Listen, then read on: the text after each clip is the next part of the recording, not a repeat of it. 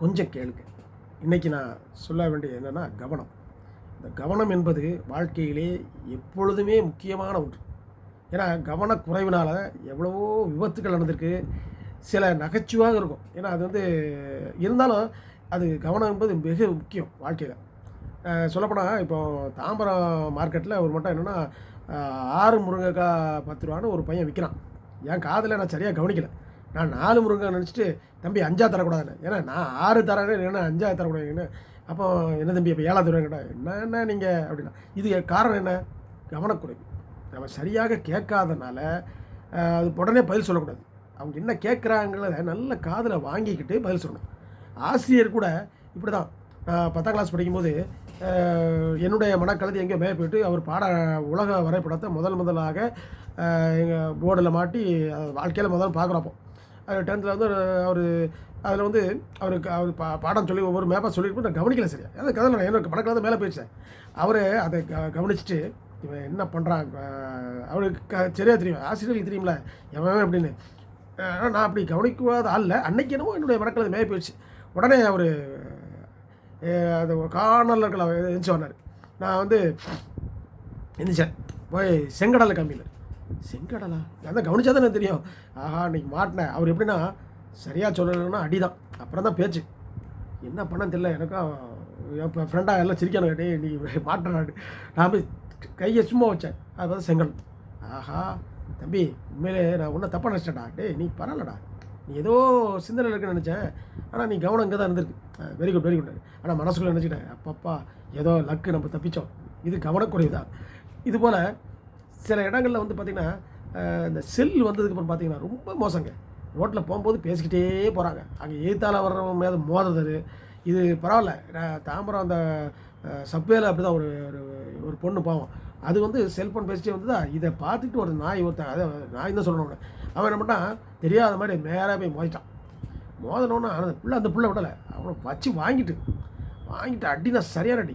வேற என்ன மாதிரி நாய் அப்படின்னு சொல்லி அப்புறம் பார்த்தா நான் அப்புறம் இப்போ அந்த இடத்துல இறங்கி வரேன். நான் இப்போ பண்ண கூட்டு சொன்னேம்மா, நீ செல்லில் பேசு தப்பு இல்லைம்மா, நீ ஓரமானு பேசுகிறலாம். இது பாரு உன்னுடைய கவனக்குறையினால இப்படி ஆயிடுச்சேண்ணே. இல்லை அங்கிள் வேறனே இல்லை நீ பண்ணதெல்லாம் கரெக்டு, ஆனால் இந்த மாதிரி பண்ணாதம்மா, செல்ஃபோன் ஓரமாக நின்று பேசுங்க. ஏன்னா இன்றைக்கி எழுதா இருக்கு. ஏன்னா இது காரணம் என்ன? கவனக்குறைவு. இது தேவையான ஒன்றா அதுதான். ஏன்னா இந்த கவனக்குறைவினால் இந்த மாதிரி காரியங்களும் நடக்கும். நம்ம கவனக்குறைவாக இருந்தால் என்னாகும்?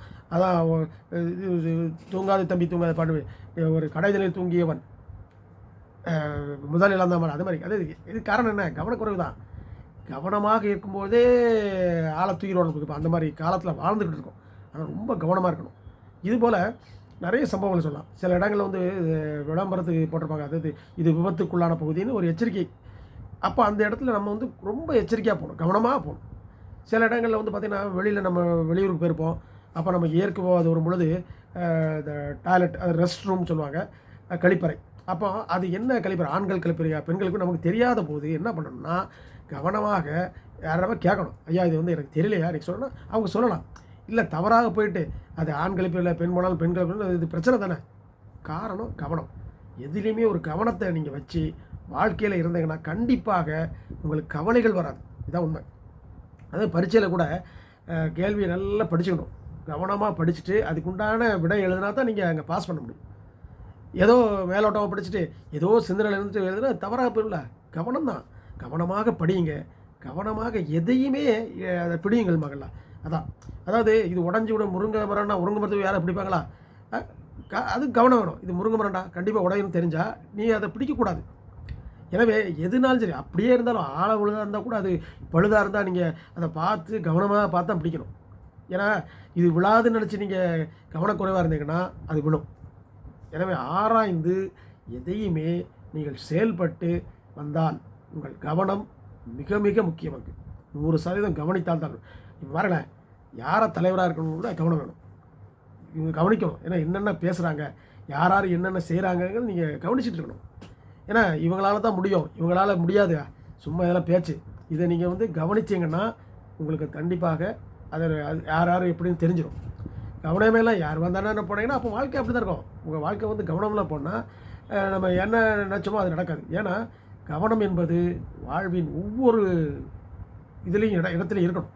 இந்த கவனக்குறைவு தான் நிறைய கவலைகளை உண்டாக்கக்கூடிய ஒன்று. எனவே கவனித்து நல்ல ஒரு சொல்களை கேட்டு கொஞ்சம் கேளுங்க, அதை நல்லதை மட்டும் எடுத்து நலமாக வாழுங்கள் சொல்லி இந்த கொஞ்சம் கேளுங்க இன்றைய நிகழ்ச்சி இத்துடன் இன்று முடித்து நாளை உங்களை சந்திக்க வருகின்றேன். உங்கள் கவிச்சித்தர் கலக்காடு வா மார் சுப்பிரமணியன். இதை நான் யூடியூபில் போடும் பொழுது கொஞ்சம் சப்ஸ்கிரைப் பண்ணுங்கள், லைக் பண்ணுங்கள், எனக்கு ஆதரவு தரங்கள் சொல்லி விடைபெறுகிறேன். இன்று நன்றி.